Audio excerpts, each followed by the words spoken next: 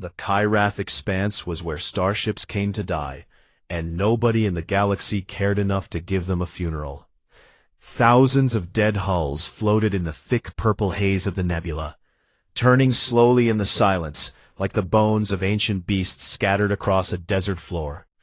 And Eli Voss had been living among them for the better part of 2 years now, stripping copper wire and pulling reactor cores from wrecks that the rest of the universe had forgotten about.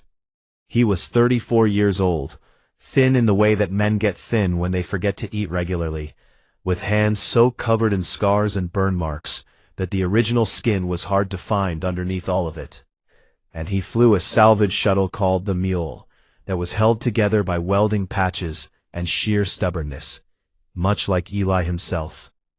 The Union had kicked him out, branded him a saboteur after an engine failure on a transport liner killed 11 passengers, and it did not matter that the failure was caused by cheap parts installed by the shipping company, because someone had to take the blame, and the mechanic was always the easiest target. So Eli lost his license, his home, and every friend who did not want to be associated with a convicted man. Now he lived in a graveyard, selling scrap to black market traders who came to the edge of the expanse every few weeks, and he told himself it was enough, that a man could live this way, alone among the dead ships, talking to no one but himself and the quiet hum of the Mule's failing engine. It was on a Tuesday by Earth's calendar, not that it mattered out here, when Eli picked up a signal that made no sense. He was running a deep scan on a cluster of old Volani cargo haulers, looking for intact fuel cells, when his scanner caught something buried, far beneath the layers of wreckage at the heart of the graveyard, a pulse, low and rhythmic, repeating every 4 seconds, like the beating of a massive heart. Eli stared at the screen for a long time. Ships in the graveyard did not pulse, they did not hum, they did not do anything at all, because they were dead. That was the entire point of this place. And yet something down there was alive, or at least trying very hard not to be dead. He should have ignored it. Any sensible person would have, because the deep core of the Kyrath expanse was flooded with radiation thick enough to cook a man through his suit if he stayed too long. And whatever was down there had been buried under kilometers of dead metal for what looked like centuries. But Eli Voss had never been a sensible person. That was probably why he had become a mechanic in the first place, because sensible people did not look at broken things and feel a pull in their chest that said, "I can fix that." He pointed the Mule toward the center of the graveyard and flew. It took him 6 hours to navigate the maze of wreckage, squeezing through gaps between shattered dreadnoughts and spinning around the carcasses of stations that had been dragged here and dumped. And with every kilometer he traveled deeper, the pulse grew stronger on his scanner, until it was not just a reading on a screen anymore, but something he could feel in his teeth, a deep vibration that made his bones ache. And then he saw it. The ship was enormous, in a way that made the word enormous feel small and embarrassed. 19 kilometers from bow to stern, according to his instruments, though his instruments flickered and struggled just being near it. And it was shaped like nothing Eli had ever seen before. Not boxy like human vessels, or sleek like Velani cruisers, but organic and flowing, as if someone had frozen a wave in the moment before it crashed, and then built a warship inside of it. The hull was dark, a deep blue-black that seemed to swallow the light from his shuttle's floods, and it was covered in patterns that might have been writing, or might have been decoration, might have been circuitry. Eli could not tell, but they were beautiful in a way that made his throat tight. He knew what this was, or rather he knew what it had to be, because every spacer had heard the stories. Sarathi. The Sarathi Dominion had ruled a third of the galaxy 4,000 years ago, and they had built things that modern science could not explain, let alone replicate. And then they had vanished, completely and without warning, leaving behind only their ships and their ruins, and a law passed by the Galactic Concord that said no one was allowed to study any of it, because the technology was too dangerous, too advanced, too far beyond what any living species could safely control. Every Sarathi wreck ever found had been reported and then destroyed by Concord fleets, blown apart and scattered so that no one could ever use what was inside. Every single one, except apparently this one. Eli docked the mule against what looked like an airlock, though it was 3 times the size of any airlock he had ever seen, and he pulled on his suit and grabbed his toolkit and stepped inside a ship that had been alone in the dark for 4,000 years. The interior was vast and alien and heartbreakingly beautiful even in its decay. Corridors wide enough to fly a shuttle through, walls that had once glowed with light but now showed only the faintest flicker of blue deep within their surfaces. And everywhere the signs of time doing what time always does. Corrosion eating through conduits, panels cracked and fallen, dust that was not really dust, but the slow decay of materials so advanced they took millennia to break down. Eli walked for an hour, following the pulse, deeper and deeper into the belly of the great ship, until he reached a chamber at the very center. Inside was a core, a sphere of dark crystal taller than Eli 3 times over, and it was cracked, fractured in a dozen places, leaking a faint blue light. That flickered like a candle about to go out, and from the core came a voice. It was broken and full of static, and it spoke in a language Eli did not know. But there was something underneath the words that he understood perfectly, the way a man understands the sound of crying, even if he cannot speak the language of the person who weeps. The voice was afraid, and it was lonely, and it was begging. Eli set down his toolkit and sat cross-legged on the cold alien floor in front of the dying core, and he stayed there for a long time, just listening to the voice speak its broken words into the dark. Then he opened his toolkit and pulled out a wrench, and looked up at the cracked and flickering sphere, and said the words that would change the history of the galaxy forever. All right, let's see what's broken. Eli moved into the Athenaeum on the 3rd day, because going back and forth to the mule was wasting time he did not have. He dragged his sleeping bag into a chamber near the central core, and set up a small camp, with a portable heater and 3 crates of ration bars and a coffee maker that he considered more essential than oxygen. Then he got to work on the most impossible repair job in the history of the galaxy. The ship's AI called itself Vareth Ka, though it took Eli 2 weeks just to understand that much, because the AI's language systems were so badly degraded that it spoke in fragments and loops, repeating phrases from 4,000 years ago, mixing words from a dead language with bursts of static and long silences that felt heavy with grief. Eli talked to it anyway, the same way he talked to every machine he had ever worked on, because Eli believed down in the core of himself that if you talked to a machine while you fixed it, the machine would try harder to live, and he knew that was not scientific, and he did not care. All right, Vareth, he would say, his hands deep inside a conduit that was made of materials his scanner could not even identify. I'm going to try rerouting power through this junction here, and if you could not electrocute me, that would be great. Vareth Ka would respond with a sound like wind through broken glass, or sometimes a single word in its ancient language that Eli could not translate, and Eli would nod as if he understood perfectly and keep working. The first month was the worst, because Eli had no idea what he was doing. Sarathi engineering was not like human engineering.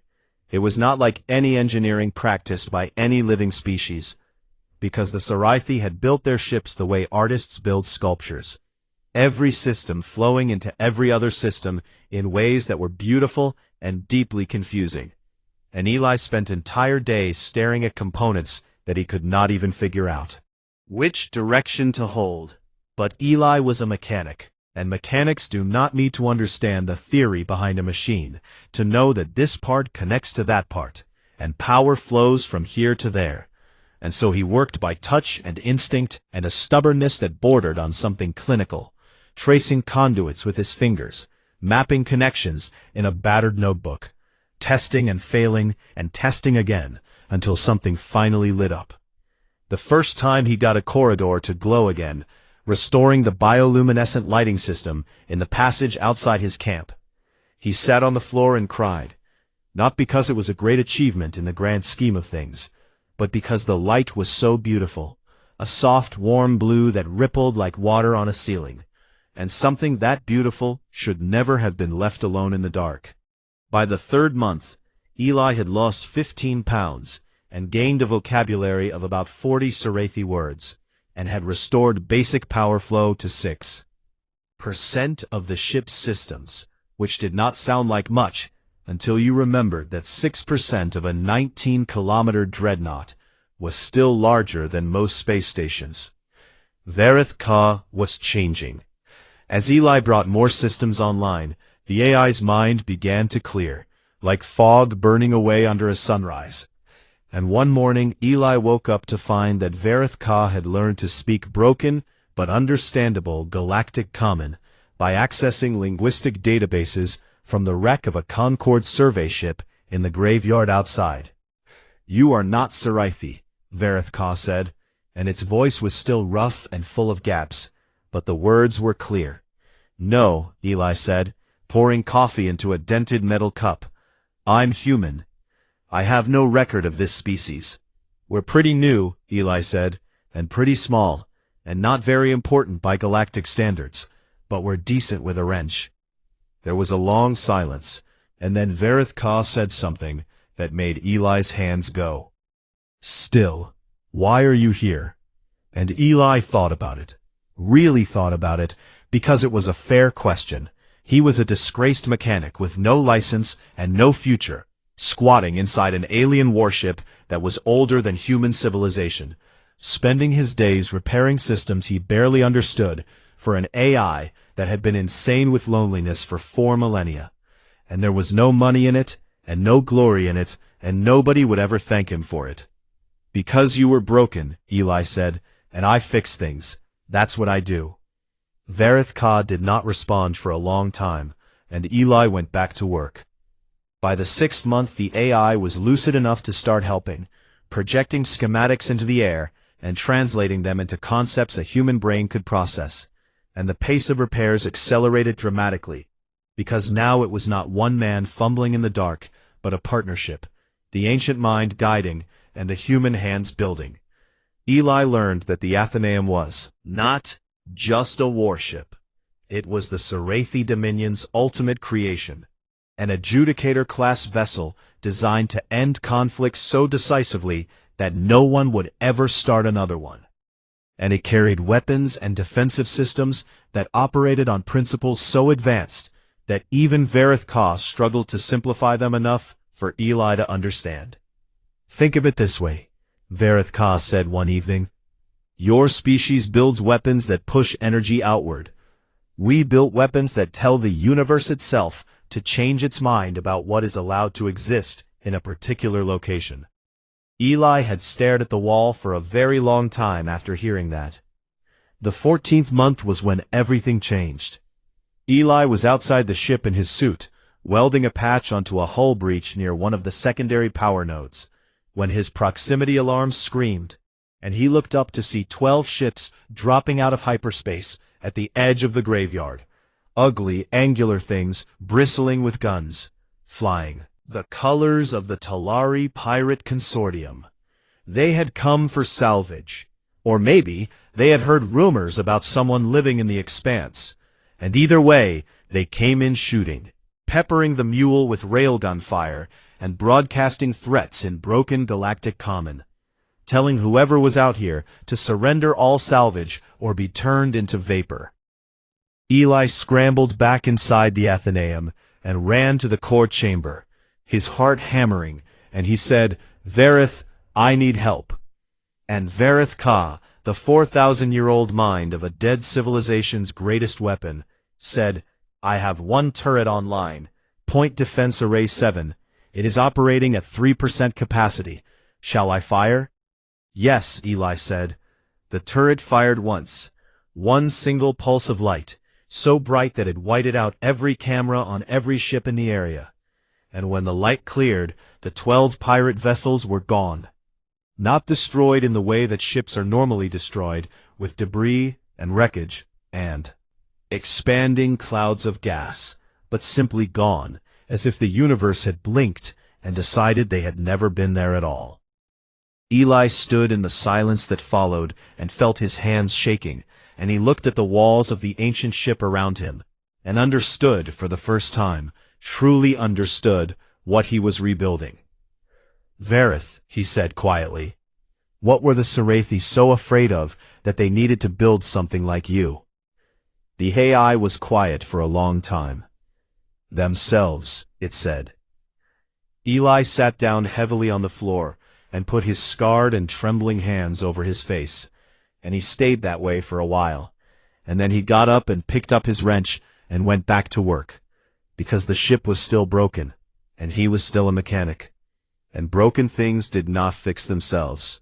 The Tulari Pirate Consortium was not a quiet organization, and when 12 of their ships vanished without a trace in the Kyrath expanse, people across the galaxy started asking questions that did not have comfortable answers.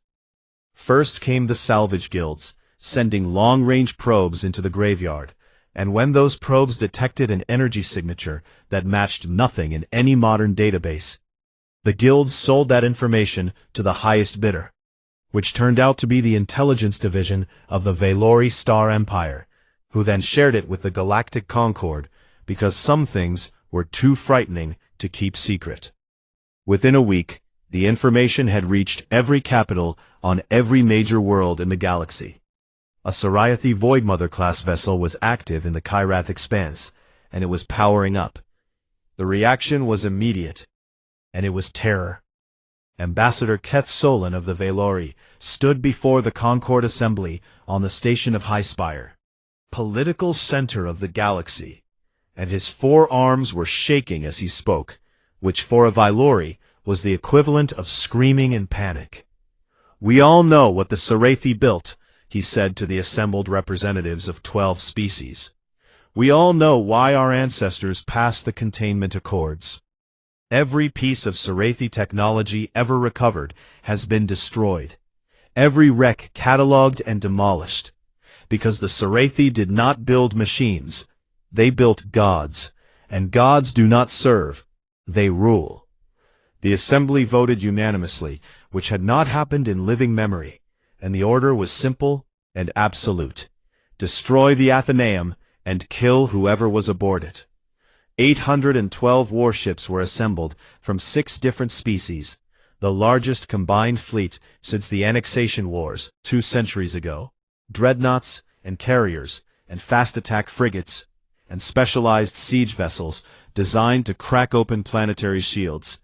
All of them pointed at one spot in a forgotten nebula where a dead ship was learning how to breathe again.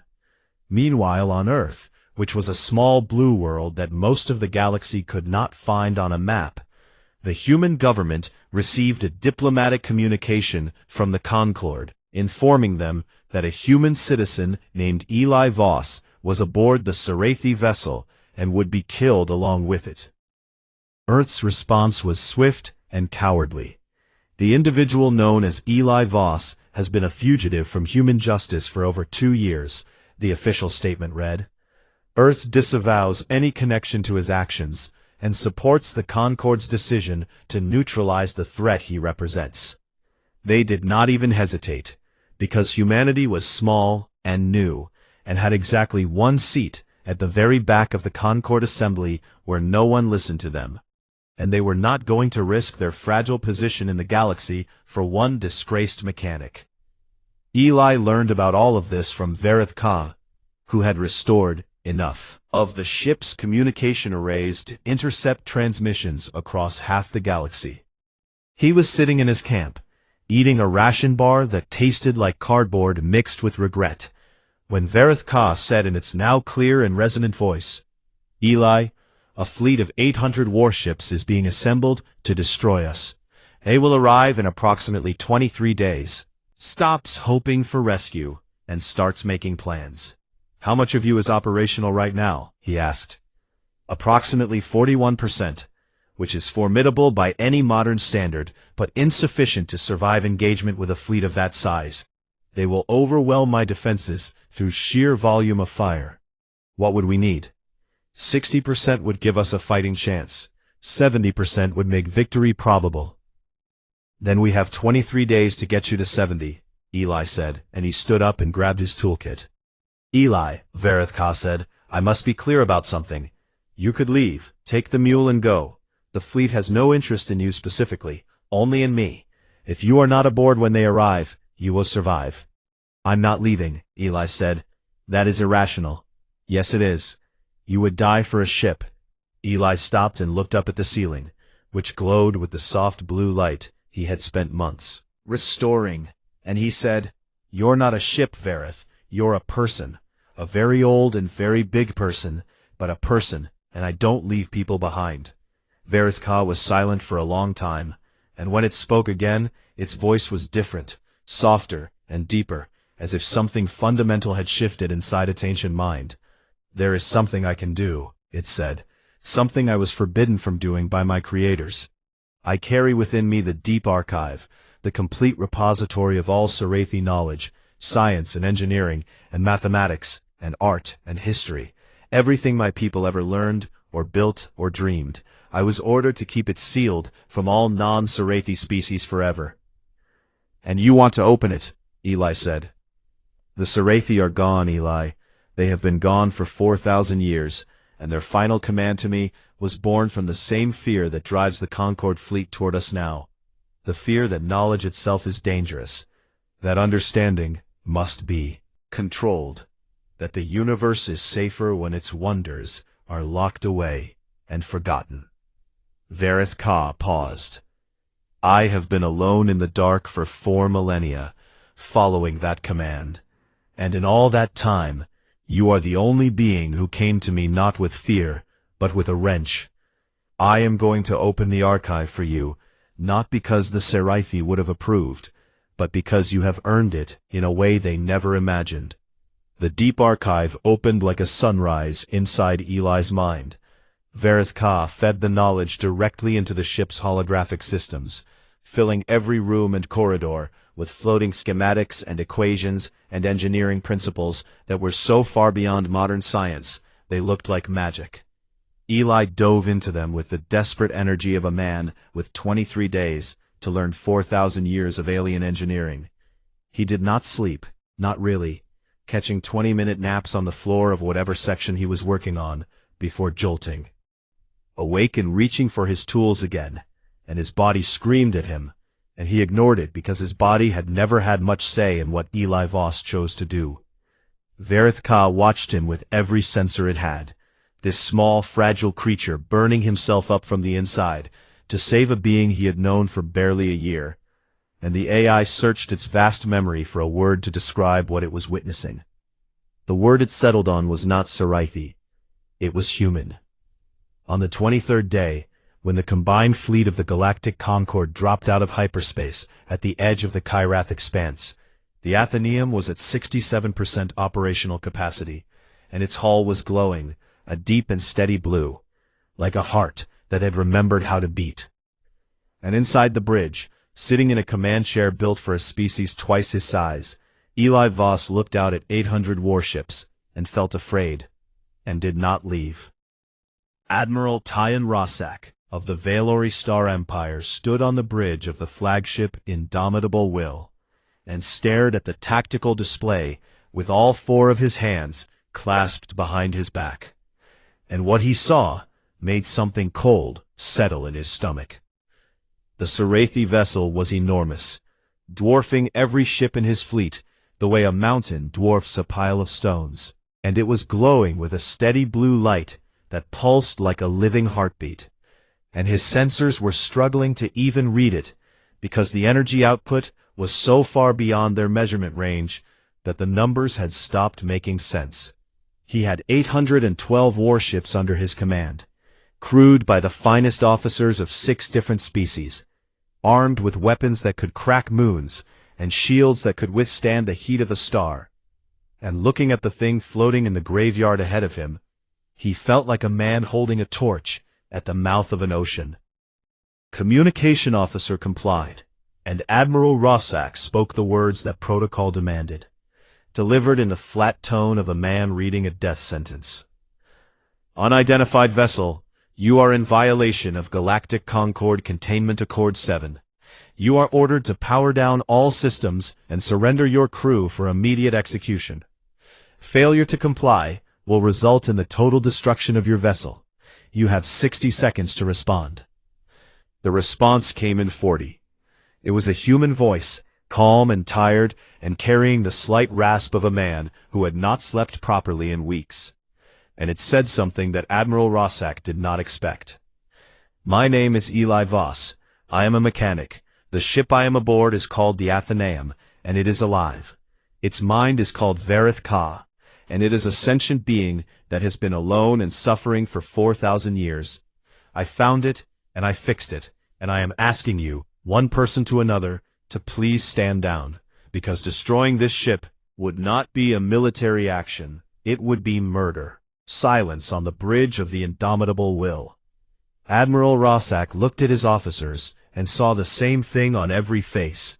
Discomfort mixed with duty, because the man on the other end of the channel did not sound like a villain or a madman. He sounded like someone who was very tired and very scared and telling the truth. But the Admiral had his orders, and the Concord had voted, and the fear of Sarathi technology was older and deeper than any one man's plea for mercy. Request denied, Admiral Rossack said. All ships, open fire. 812 warships fired simultaneously, and the Kyrath expanse lit up like the birth of a new star, as thousands of missiles and energy beams and railgun slugs and plasma torpedoes and gravity bombs converged on a single point, where a 19-kilometer dreadnought floated in the dark. The Athenium shields activated, and neither had anyone else alive in the galaxy, because Sarathi shields did not work like modern shields that absorbed energy and eventually broke. Sarathi shields simply told the incoming fire that it did not exist anymore, and the entire combined volley of 800 warships vanished 3 kilometers from the hull, as if it had never been launched at all. On the bridge of the indomitable will, every tactical officer went pale at the same time.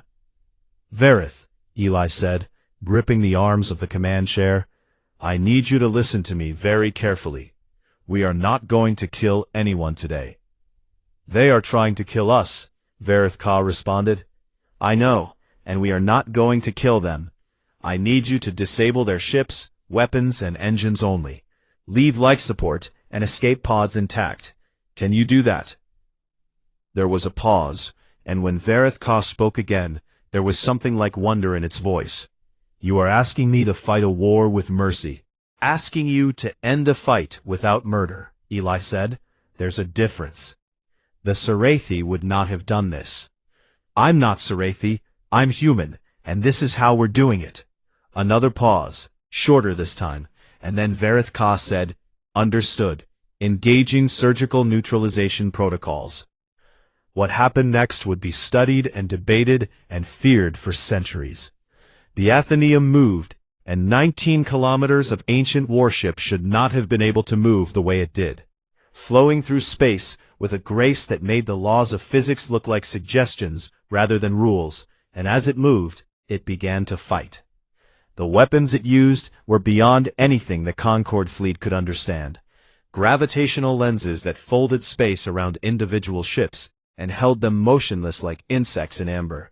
Electromagnetic pulses so precisely calibrated that they killed weapon systems and engines without touching a single life support module. That did not burn or blast, but simply disassembled, taking apart gun turrets and missile launchers bolt by bolt in the span of seconds.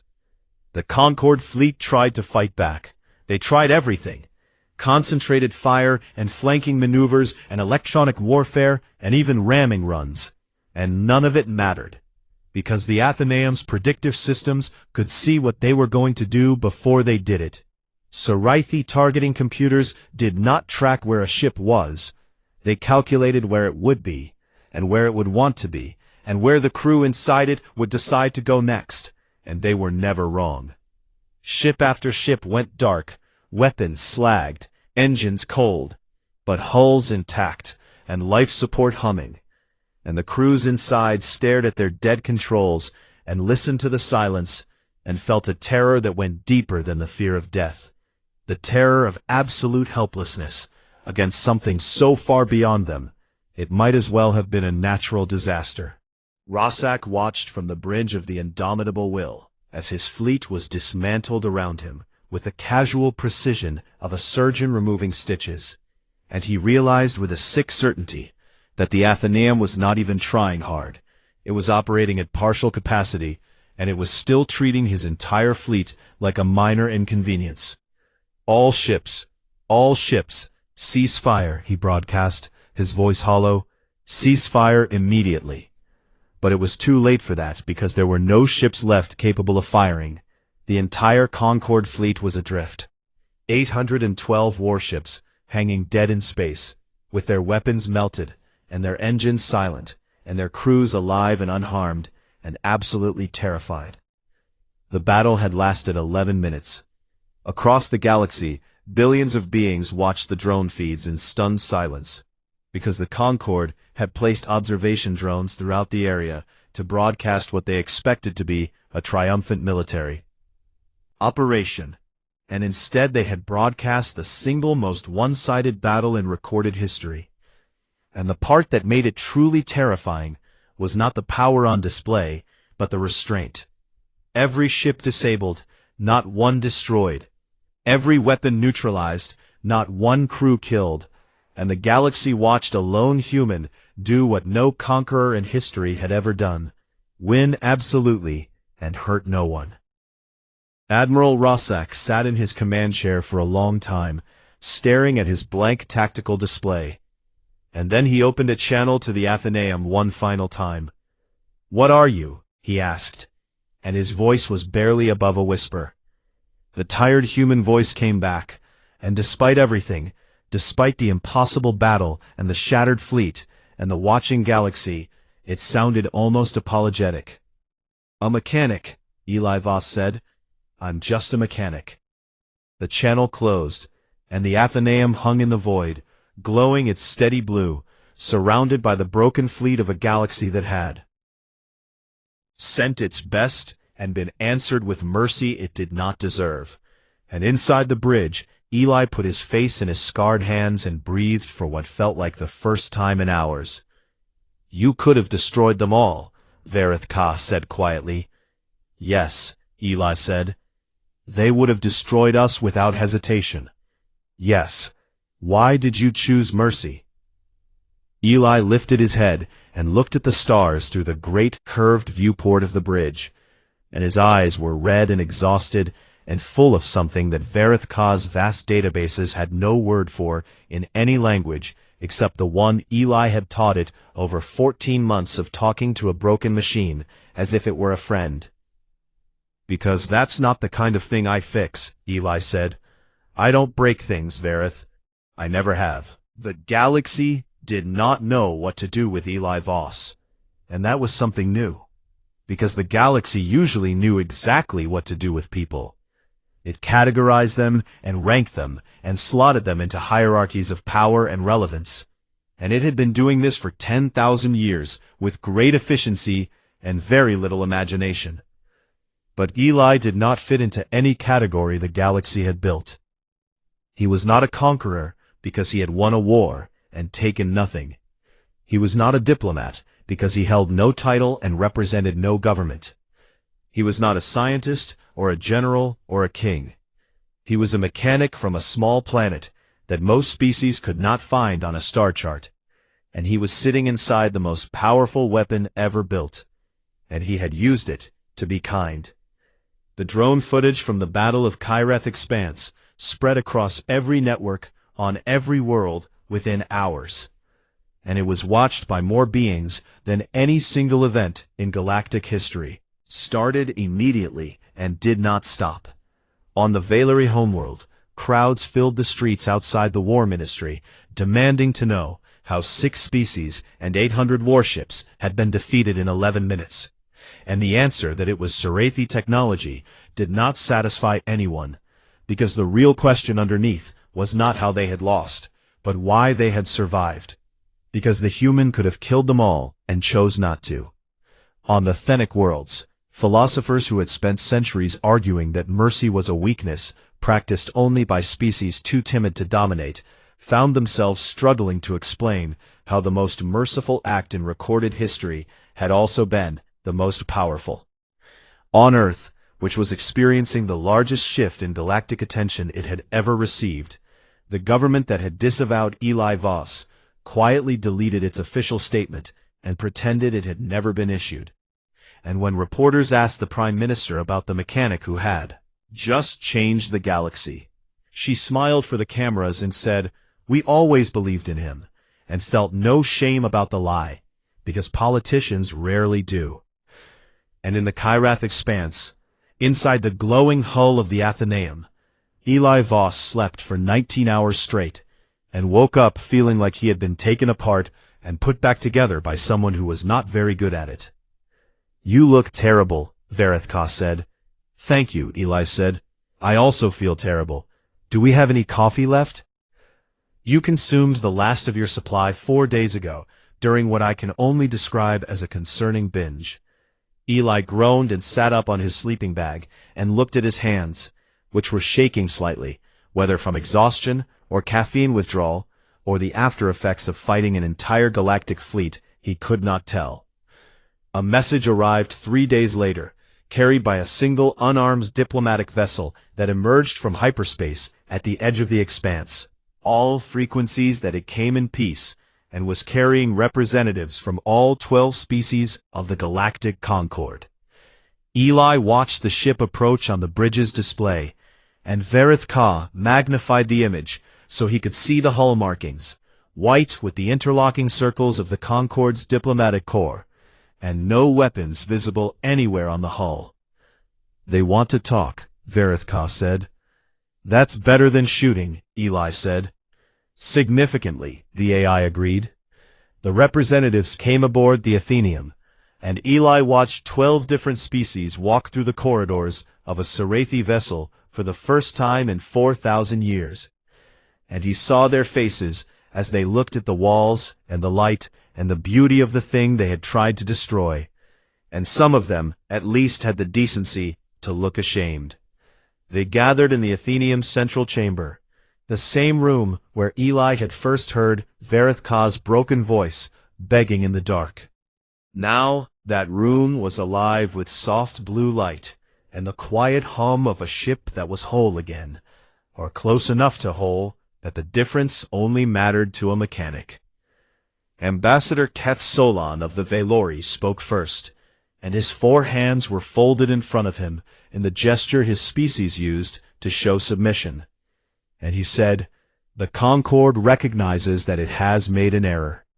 We came to destroy what we feared, and we were shown that our fear was not justified. We are here to ask what you want." Eli looked at the 12 ambassadors, representatives of species that had ruled the galaxy for millennia, species that had armies and fleets and empires, species that had looked at humanity and seen nothing worth noticing. And he was tired and sore, and he wanted coffee more than he wanted anything else in the universe, but he also knew that this moment would not come again. "I want 4 things," Eli said, and his voice was calm and steady in a way that surprised even him. P. First, the Athenaeum will not be destroyed, not now and not ever. Varithka is a living being with a mind and a will and 4,000 years of loneliness behind it. And it has the right to exist. That right is not negotiable. The ambassadors exchanged glances, but no one objected. Second, the Sarathi knowledge stored in the deep archive will be shared, not given to one species or one government, but released slowly and carefully, in ways that benefit everyone. Varith Ka and I will oversee this process, because someone has to make sure it's done right. And I trust us more than I trust any of you. No offense. Several ambassadors looked offended anyway, but still no one objected. Third, the graveyards of the galaxy will be opened. Every ship dump and tech cemetery and forbidden zone where knowledge has been buried because someone was afraid of it. All of it gets opened and studied and understood, because hiding from knowledge has never once in the way. History of any species made that knowledge less dangerous. It just made everyone less prepared. Ambassador Keth Solin's face tightened at this, because the containment accords had been the foundation of Concord policy for centuries, but he said nothing, because the man making these demands was sitting inside the proof that those accords had failed. Fourth, Eli said, and here he paused, because this was the one that mattered most to him, not for himself, but for every human who had ever been ignored or dismissed or treated like a footnote in a galaxy that measured worth by the size of your fleet and the age of your civilization.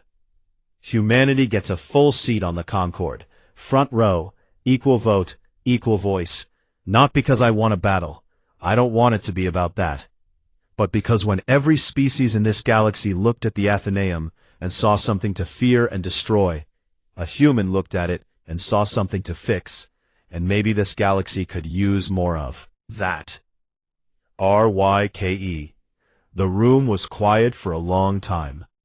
Ambassador Keth Solin looked at the other representatives, and Eli watched the silent conversation that passed between them, the tiny gestures and glances that carried the weight of galactic politics.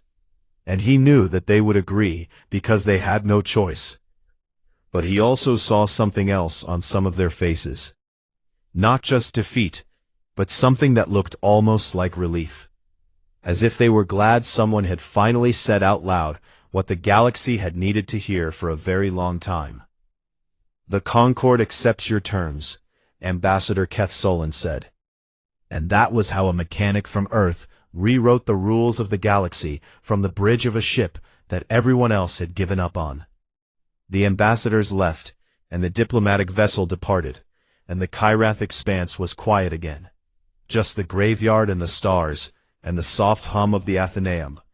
And Eli sat alone on the bridge in the command chair that was too big for him, and stared out at the universe through the great curved viewport.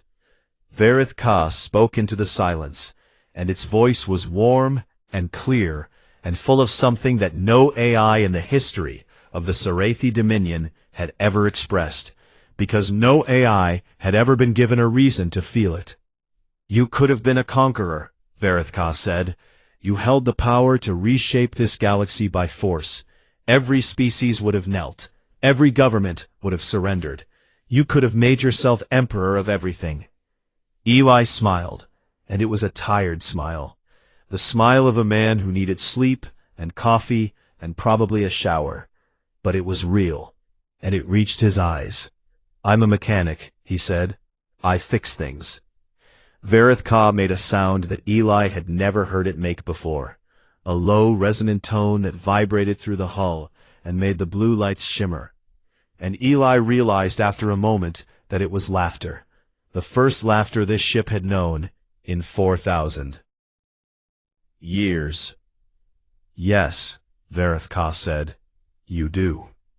Eli leaned back in the chair and closed his eyes, and beneath him the Athenaeum powered its engines, all of them, for the first time since the Sarathi Dominion fell, and the ship that had been abandoned and forgotten and condemned to die alone in the dark began to move. It glided out of the graveyard like a creature waking from a long dream.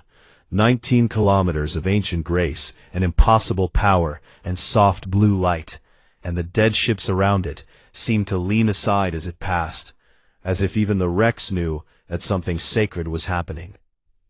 The Athenaeum cleared the edge of the Kyrath expanse and entered open space, and the stars stretched out ahead of it in every direction. A galaxy that had tried to kill it and been answered with kindness. Inside the bridge, Eli opened his eyes and looked at the stars, and his scarred hands rested on the arms of the chair, and he felt the heartbeat of the ship beneath him, steady, and strong, and alive. It was no longer forsaken. Neither was he.